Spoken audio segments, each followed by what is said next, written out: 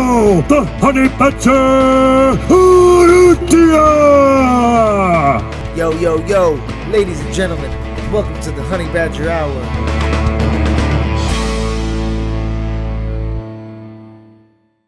Yo, ladies and gentlemen, welcome to another episode of the Honey Badger Hour podcast. It's your boy, the Badger, and we are back. Thank you guys for tuning in, and don't forget to like and subscribe on the little notification bell below to keep you up to date whenever we have new episodes, reaction videos, podcasts, and breakdowns. What's going on, y'all? Good to be back in studio. Hope everybody had a great weekend. UFC 311 is in the books. Islam Makhachev finishes Renato Moicano first round with his favorite submission with a Darce choke. He chokes it from the wrist. Super high level, okay? Money Moicano, unfortunately, the Money Moicano run is done, and it is done very, very quickly.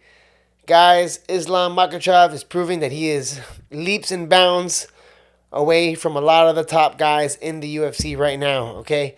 Renato Moicano was making noise. He beat Jalen Turner. Who else did he beat? Jalen Turner. He beat Benoit Saint Denis. You know what I'm saying? So, not the highest level guys, but, man, it's going to be hard to convince us of another Renato Moicano Islam rematch a little bit later down the line. So, let's say a year from now, Renato goes on another run. He's going to have to really climb his way back up the ladder. So, was the juice worth the squeeze? I hope he got paid a lot. Islam Makhachev makes quick work of Renato Moicano. And, guys, what is next at 155 for Islam Makhachev? Who's the next contender for Islam Makhachev now at 155? Charles Oliveira just defeat Michael Chandler. Okay, so we got Charles Oliveira with a win under his belt. Armin Tsarukyan is going to have to step up and fight somebody else to get another title shot, all right? He looks like the next guy in line, right? Because I'm trying to think, we need some new blood, man. It's kind of crazy, right? The 155-pound division is getting a little bit older, guys. Justin Gaethje, UFC, boom, bam, here we go. All right, guys. Justin Gaethje versus Dan Hooker. Dan Hooker is surging right now. Dan Hooker is just coming off a win off of Jalen Turner. He's coming off a win off of Gamrot, right? Mateus Gamrot. So Dan Hooker is surging right now. Justin Gaethje was looking good, but then he just had that L too. Justin Gaethje hasn't fought in a long time, right? Justin Gaethje hasn't fought since his knockout loss to Max Holloway at UFC 300. So, big ups to Justin Gaethje for taking the amount of time that he needs properly before getting back in there. I'm really excited for Justin Gaethje, guys. I'm not going to front. Listen, he did the right amount of time to get off of. He took the exact right amount of time. Like, he took a lot of time off. He took a whole year off. I hope he took care of his head, all right, to make sure that he never gets concussed like that again. So, he got flatlined dirty, but props to Justin Gaethje for doing the right precautions and taking enough time before stepping back into the octagon. So, it'll be about a year, it seems like. Well, it's been a year, so what, April? Yeah, so it'll be about, a little less than a year that he steps back in the ring, and he's going to be fighting the madman, Dan Hooker, boys. Oh, my God. This has got Fight of the Year written all over it, right? So, guys, Dan Hooker beats Justin Gaethje. If Justin Gaethje beats Dan Hooker, does that warrant him a title shot right away? It's a little bit quick, right, for lightweight. But it just goes to show that lightweight isn't as thick as it used to be, right? Lightweight used to be the division where you had to beat 8, 7, 9 guys in a row before getting a title shot. But it seems as the division's starting to get a little bit older. You got Poirier on the backside of his career. Even Justin Gaethje, a little bit on the backside of his career. Dan Hooker, plus 30. Gamrot is a little bit older. Islam's a little bit older. So 155-pound division now. Looks like they're starting to pass the throne, right? What do you guys think is the most competitive division in the UFC right now?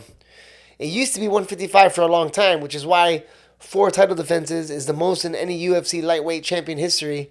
And now we have somebody holding the throne. So, guys, the Islam Makhachev strike gold getting into the lightweight division at the perfect time. I mean, if you look at the era that Khabib was trying to get ahead on and the era that Islam was trying to get ahead on, it's a big difference in athletes that are surging, right? I mean, when Khabib was trying to get ahead and get to the number 1 contender spot, you had Conor McGregor, Eddie Alvarez, Rafael Dos Anjos, Tony Ferguson on a 10-fight winning streak, Ali Quinta. A lot of killers, right? Islam Makhachev's run. Who are the top 10 guys right now? Charles Oliveira, Dustin Poirier. A lot of the same guys. Justin Poirier, Justin Gaethje. So a little bit of a different era, but man, guys, lightweight division needs some new blood. Have you guys seen any? Maybe who's the next up and coming lightweights? I mean, Paddy Pimblett is really good, but man, I'm not too sold on him, to be honest. Not yet. He's got great jiu-jitsu, so maybe Paddy Pimblett's doing a thing. Jared Gordon's still in the list somewhere, right? I don't know. Would you guys consider Jared Gordon top 10? I'm not sure. I got to check. I don't have my computer in front of me, so apologize for that. But, man, lightweight division, right? Who's the next star in lightweight division? Or does Islam look like the road is paved for him for a while? Do you guys see anybody beating Islam Makhachev in the future? How about a Justin Gaethje Islam Makhachev fight? I think that's a fight everybody wants to see. He already beat Dan Hooker, so if Dan Hooker beats Justin Gaethje, Dan Hooker will be on a little win streak also, though. So Dan Hooker will be at a 4-fight win streak, but not against the highest levels. So maybe a Dan Hooker versus Renato Moicano. Or stuff, a lot of good matchups, guys. Still a lot of good matchups, but the division's getting a lot older, right? I'm just thinking, who is gonna dethrone Islam Makhachev? You know, one of the greatest fighters we've seen right now at lightweight in a long time. He considers himself a universal fighter. If you guys heard the press conference, right? He was talking about how, man. Oh, by the way, guys, can we get some new questions for these fighters after the fight? I don't know how many people name people to Islam Makhachev. Hey, what a legend, right? Like, I'm not going to lie. He had a great post-fight press conference. He was very simple, very concise, short with his words, and to the point. Everybody kept asking about him, about this guy, about that guy. And Islam Makhachev made it very plain and clear. He's like, guys, anybody who makes 155 in the UFC tells me to fight, I will fight him and I will finish him. Wow. What a gangster line. And then, like, a few people kept asking, what about this guy? What about that guy? And his answer was always the same. I'm a real fighter. I don't choose my opponent. The UFC will give me who they want, and I will finish them, and I will destroy them. I will smash them. What a legend, right? Like, usually a lot of times when guys fight, they win, they call somebody out, they have somebody else making the names. But as the champion, I guess you really don't even want to be like, as the champion, I guess you're just like, hey, whoever they feel is ready, send them my way, and I will eat them up. So, big ups to Islam Makhachev, man, made quick work of Renato Moicano. We all feel like everybody wanted to see the Arman Tsarukyan fight, but what do you guys think now, right? Does the Arman Tsarukyan fight have a little bit less luster? Like, man, I'll be really scared. Like, he's for sure not going to pull out twice in a row. And he's made, this is the first time something like this has ever happened to him. So maybe he did misstep or something bad happened where, he's not lying about it. Like maybe he did have a serious injury. So, I mean, I don't really see nobody that can beat Arman Tsarukyan in the future. However, there is one guy, actually, guys, that I forgot about who got hurt. And he got hurt in his last fight. And don't sleep on is my boy, Rafael Fiziev, Hafa. I'm telling you guys, this is one of the best guys I've ever trained with. And if he gets his health back together, I could definitely see Hafa winning a UFC world title, okay? He got a little bit tired against the Justin Gaethje fight. That was a hard fight, and it was only a 3-rounder. But Hafa's a guy that I believe could definitely make a run, and is a big problem for anybody at the division because he is a monster. It's just the wrestling Islam is so dominant recently, right? Like, the Islam seems to be able to strike and take down whoever he wants. But Rafael Fiziev, guys, is honestly like... he has the highest finishing capability, I think, at the UFC right now in the lightweight division. So one of the most dynamic strikers still. He's had a tough run in the UFC. Like, he had that tough fight against Justin Gaethje where he kind of got a little bit tired. He faded a little bit. Justin Gaethje was like, I think that was Justin Gaethje's best fight ever, like touching him with the jab. But, I mean, that's a Justin Gaethje after fighting Merab. After fighting a Khabib, right? So you're going to learn a lot. After fighting a guy like Khabib, you're going to learn a lot about, fighting, and you're going to probably level up. So...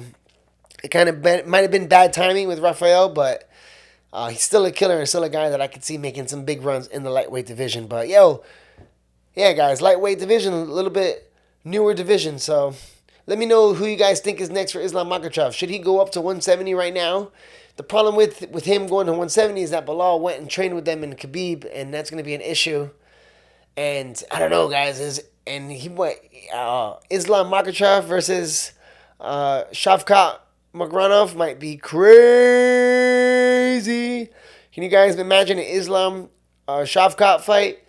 even though Shavkat, Bilal seems like a problem, man. People are saying like even Khabib is very high praise on Bilal, man. He says Khabib thinks that Bilal's gonna beat Shavkat, so that is an amazing fight that I would really want to see, a Bilal versus Islam. I think Islam might have the grappling, and he might know he does because they train together, and he's probably, I would say that I wouldn't be surprised if Islam was getting the better of Bilal in the ring, in the training mat. So they have a lot of information on each other, so that would be a tough one, right? But anyways, guys, let me know below. What do you think? Who do you think is next for Islam Makhachev after stopping More Money Moicano? And what is next for Moicano, right? Definitely needs to take a little break off, but at least he didn't get hurt. Hey, the good news about the main event ending in the first round by submission is both fighters live to fight another day. They could be on another card together later on in the future, so definitely be down to see that. Anyways, guys, let me know. Comment below, man. Who do you think? Who do you think is next for Islam Makhachev? Should he go to 170, or is there still some work for him to do at the lightweight division? To be fair, guys, I don't want to see Islam versus Charles right now. You know, we already seen that. I mean, the only fight left is Arman, so I guess maybe Islam. Oh, that's what they should do. Islam should go to 170, and then they put Arman versus somebody else at the co-main event. Maybe put Arman versus Charles Oliveira in a 5-round co-main event, and you put Islam versus Bilal Muhammad at 170 on the same night. That would be a sick-ass card. So you let Islam go up, let somebody else catch up, right? Arman needs one more fight anyways to fight Islam again. The only danger about going up for Islam is that going up and coming back down might harm him. Because he looked really skinny in his weigh-ins. I don't know if you guys saw that, but on the weigh-ins, Islam did not look healthy at the first weigh-ins. And even on fight day, it looked like he didn't recover that well. So, I don't know. Let me know who you guys think before. But Islam Makhachev, most consecutive lightweight defenses in a row. And is on a super finishing streak. Okay, now he's got four title defenses, three finishes, 1 knockout, 2 submissions. And he won the title by submission. So, Islam Makhachev is on a chair right now, proving that he is the number 1 pound-for-pound ranked fighter in the UFC. Anyways, guys, I appreciate the love. I appreciate the support, all right? The more you comment, the more you share with the people, the more videos I can make. I've been like, 1 foot in, 1 foot out recently with the YouTube channel. I'll make a little bit of momentum, and then I'll mess it up and get busy with work and stuff like that, guys. So I'm going to do my best to give you guys as much content every day and like try to go as much full board on the YouTube as I can. I'm a solo operation right now, so eventually I want to start making some money, man. We can start getting some real noise, and I appreciate the fans. I have some good pulls, so I'm going to start looking to get some more podcast episodes going again, guys, so stay tuned for that, all right? And, don't forget to like and subscribe. Tell your friends to come on, jump on, all right, for your boy, the casual MMA, like the comments been saying recently. I know I had a hot take on my last reaction video. I'm going to make another video now talking about Umar and Merab again because I rewatched that fight, so my opinion has changed a little bit after rewatching that fight for the second time. So, anyways, guys, have a great day. God bless you all, and we'll see you next time, all right? Always remember, train hard, always do your best, and let God do the rest. Honey Badger Hour, we are out.